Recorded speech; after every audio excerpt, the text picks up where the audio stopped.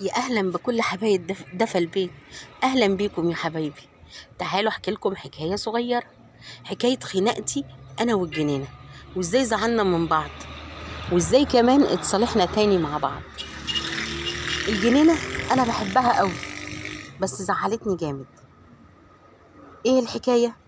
بدات من 4 سنين لما جبت شجره فلفل جميله من واحده من البلد قريبتي عسوله، عطتهاني وكانت اجمل هديه غاليه عليا.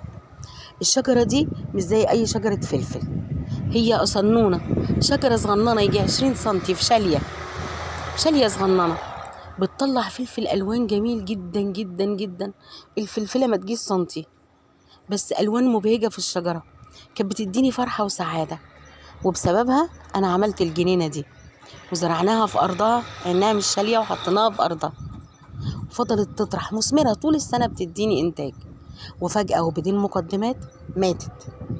زعلت قوي وقلت مش مشكلة، يمكن حفار أرض، يمكن أي حاجة.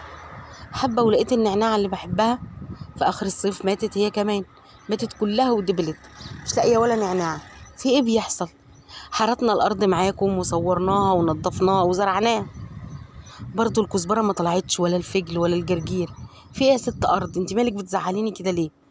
الجرجير طلع، لكن الفجل والكزبرة والشبت، الكزبرة طلعت بسيط كده، وبدأت بقى نباتات ضارة تطلع، أنضف تطلع تاني. بيني وبينكم حصل لي ملل وزهقت وزعلت، وبقيتش أطلع الجنينة قد كده، مش عارفة ليه. وجا موضوع سفر علي وأنا زعلت قوي واكتئبت.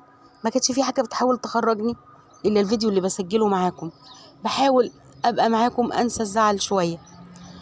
لغاية قبل علي ما يسافر بأسبوع قال لي تعالي يا ماما هوريكي مفاجأة تفرحك. قلت له يا علي اسكت، أنا زعلانة إنك ماشي. قال لي حاجة في غيابي تهتمي بيها، وانا عارف ان الحاجة البسيطة بتفرحك. قمت معاه رايح فين؟ قال لي الجنينة. ببص فوجئت، لقيت النعناعة طالعة في عز السقعة. مش معقولة النعناعة طلعت يا لولو؟ قال لي ايوه يا ماما طلعت، ودي بشرة خير ان شاء الله.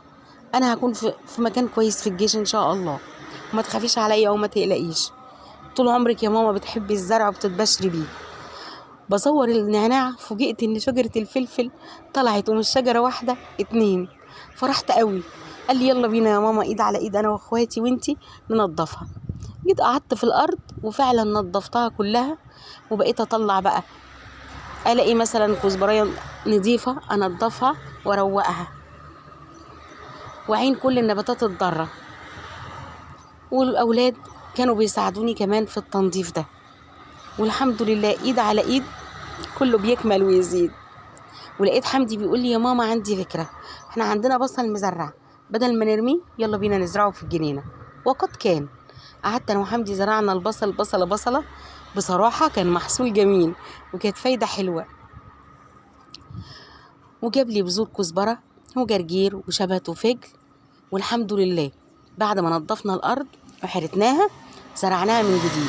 وقلت يا رب أنا أملي فيك كبير تطلع لي النبتة. أي نعم هي قطعة أرض صغيرة ما بتطلعش محصول يعني ضخم، بس لون الخضرة فيها بيفرح. والعود الصغير ده ليه طعم تاني والله، عود صغير على السلطة عندي بيفرق، ليه طعم جميل وحلو غير أي طعم. وكمان أبو علي بقى فرح لما لقانا عملنا كده، جه سقاها ورشها وغسل الزرع كله. بصوا بيلمع ازاي، خلاه جميل. حتى الزرع فرح، تحس ان هو مرشوش ومزقي بالميه واتغسل، ان هو فرحان. اخيرا صالحتيني يا اموله، اخيرا اهتمتوا بيا تاني. كنا زعلانين زعلة كبيرة، وعلي قال لي انا مسافر وسايبها في امانتك، ارجع الاقيها حلوه ان شاء الله. قلت له حاضر يا قلبي. وبالفعل ابو علي جاب لي شتلة خس كمان، وجاب لي معاه فلفل اخضر، شجر فلفل. وشوفوا بقى وهو قاعد بيعمل نقر ما بين الكزبره، حطيناها في ارض الكزبره، وبيزرع لي عود عود من الخس. ان شاء الله يا رب بالخير، بالخير يا رب. سموا معانا وقولوا بسم الله ما شاء الله. ان شاء الله هتطرح وهتزيد، وهتكون احلى قعده انا وانتم في جنينتنا. شوفوا جمالها، شوفوا الحلاوه في الخس والفلفل، شوفوا المنظر الجميل. الخير حلو لما بيبقى بايدينا حتى لو بسيط، اي حاجه بسيطه دي ما كانتش جنينة بيت، دي أرض في الشارع وإحنا استغليناها، عملناها أرض زرعنا فيها للطريق العام وللمنظر العام، بقت حاجة جميلة بنستفاد بيها. وشوفوا البصل لما باخد منه بقى للأكل، حاجة تفرح وحاجة تبهج. شوفوا الجمال، شوفوا الحلاوة معانا. ايه رأيكم؟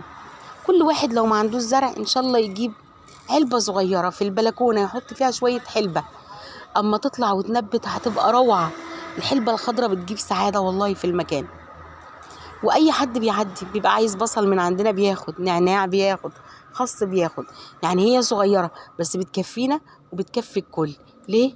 بالرضا والبركة. وهو ده دفى البيت.